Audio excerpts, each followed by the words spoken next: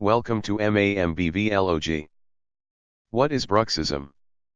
Bruxism is excessive teeth grinding or jaw clenching. It is an oral parafunctional activity.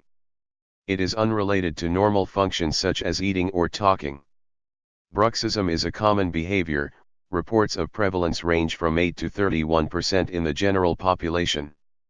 Several symptoms are commonly associated with bruxism, including hypersensitive teeth, aching jaw muscles, headaches, tooth wear, and damage to dental restorations to teeth.